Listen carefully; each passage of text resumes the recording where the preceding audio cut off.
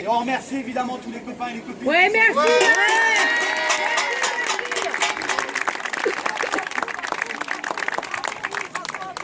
Pour Sud-Post, on est venu parce que dès qu'il y a un personnel en lutte quelque part, c'est que sa lutte est justifiée. Donc on vient le soutenir, il n'y a pas de souci. On connaît les revendications qui sont portées sur votre préavis. Moi j'ai écouté tous les collègues qui parlaient. Hein. Putain, je me serais cru imagé de la Poste. J'avais l'impression d'être avec des postiers. Voilà. Sous-effectifs, heures sup non payées. J'achète mon propre matos. Moi j'ai connu des facteurs qui ont repeint leur bureau de poste à leurs propres frais. Oh non, merde. Tellement c'était merdé. J'ai entendu les collègues en souffrance. À la Poste, hélas, la souffrance, on a connu des dizaines de suicides, je le rappelle, en peu de temps. Et on nous a apporté la même réponse. Si vous êtes en souffrance, c'est que vous n'êtes mal organisé. Oh, bah oui, il faut bien des fautifs. Toujours les mêmes. À la Poste, qui était, les moins de 30 ans, ça ne rappelle pas, mais PTT à une époque, Oui. qui ensuite sont devenus un établissement public, industriel et commercial, et puis qui 2010 est aujourd'hui une société anonyme. En société anonyme, le plus gros actionnaire, c'est encore l'État. Mais je vous garantis que l'État, il se comporte comme un dirigeant du CAC 40. Hein. C'est pareil. Aujourd'hui, nous à la Poste, les privatisations, le recours au personnel précaire, on le vit tous les jours.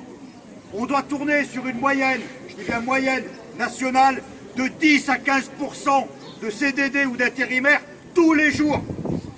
Que ce soit la distribution, que ce soit au guichet, que ce soit n'importe où. Alors, vous, on ne vous parle pas encore de privatisation, même si j'entends les fonctionnaires... C'est pas loin, hein. C'est pas loin, c'est pas loin. Ils en parlent. Mais ce que j'ai entendu ici, c'est qu'il n'y a pas que des fonctionnaires.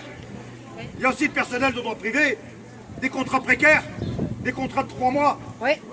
Alors, c'est la même gestion que partout dans le privé ou ailleurs. Hein. C'est plus facile de faire pression sur des contrats courts. Si tu veux être renouvelé, tu fermes ta gueule. Voilà. Oui, Sur les CDI. Les remplacements que j'ai entendu, quelqu'un qui passe de l'école à un autre service, et nous on le connaît.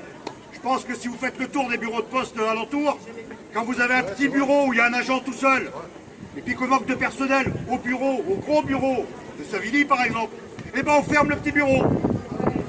On ferme le petit bureau puis on ramène ici. Parce que ici, dans le gros bureau, on s'en fout du courrier. On est là pour faire de la banque. On s'en fout du service public. On est là pour faire de la banque. Le petit bureau, qui lui fait pas de banque, il est juste au service du public. Ben lui, on s'en fout, on le ferme.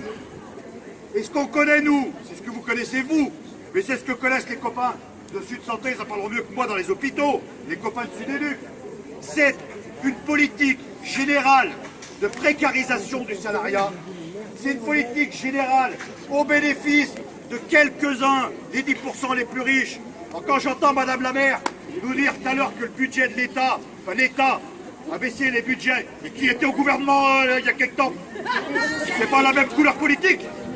C'était pas eux. Ah si, il me semble. Alors nous, on est venus là pour dire, ce que vous vivez, on le comprend, parce qu'on le vit aussi. Et les copains de Sud Santé le vivent, et les copains de partout ailleurs le vivent. Et on pense qu'aujourd'hui, Stéphane m'avait dit ça sera fort, et je constate que c'est très fort. Mais on n'a pas intérêt à partir les uns après les autres. On n'a pas intérêt à ce qu'aujourd'hui ça soit les communaux de Savigny, et puis demain les postiers, et puis après-demain je ne sais qui. On a tous les mêmes problématiques, on a tous les mêmes causes de souffrance. La période est aujourd'hui propice, on le sent, ça part partout. Alors il y a des privilégiés de partout, hein. Avec ce gouvernement il y a des privilégiés de partout. Les cheminots privilégiés, les fonctionnaires privilégiés, les retraités privilégiés. Je rappelle quand même les deux mesures, les deux principales mesures qu'il a pris direct en arrivant, c'est symptomatique. Baisse des APL pour les plus pauvres, suppression de l'ISF pour les plus riches. Oui, c'est normal. Ça veut tout dire, il n'a pas cherché. Donc on est aujourd'hui, nous les travailleurs, parce que j'appelle les travailleurs, tous ceux qui sont dans les égouts, ceux qui sont dans les bureaux, nous les travailleurs soumis au dictat de nos employeurs, on est tous dans la même merde.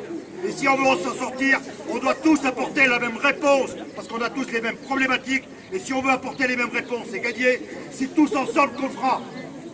Donc nous, on est venus pour porter le message qu'aujourd'hui, votre lutte, bien sûr qu'elle a tout son sens, mais elle se joint à celle des cheminots, elle se joint à celle des postiers, elle se joint à celle du privé, parce que c'est pareil. Regardez Carrefour, Bompard, il arrive et hop, 3500 suppressions d'emplois. l'action augmente. Regardez Pénicaud qui veut nous donner des leçons. Quand elle était DRH chez Danone, elle annonce un plan de 900 suppressions d'emplois. L'action monte, elle vend toutes ses actions, 1 million d'euros de bénéfices. On n'est pas dans le même monde. On n'a pas à écouter, Laure, on va vous expliquer. Ils n'arrêtent pas d'expliquer, et nous, on n'arrête pas de manger. Donc nous, on est venus ici en soutien, parce qu'effectivement, votre grève, elle est juste, comme toutes les grèves d'ailleurs, elles sont justes, mais on est aussi venus pour dire à tous les secteurs, regroupons-nous, et ensemble, on aura une force, et on pourra gagner. Tout à fait d'accord.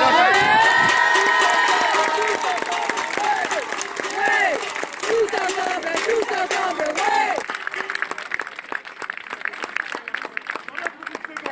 On revient juste, parce que comme il y a les camarades des RG qui sont là pour transmettre un peu les messages un peu plus haut, que Macron s'y trompe pas. Si on veut se réunir et lutter, c'est pas pour commémorer mai 68, c'est pour lutter 2018. C'est pas une commémoration. On veut regagner ce qu'on a perdu. Voilà. Ouais.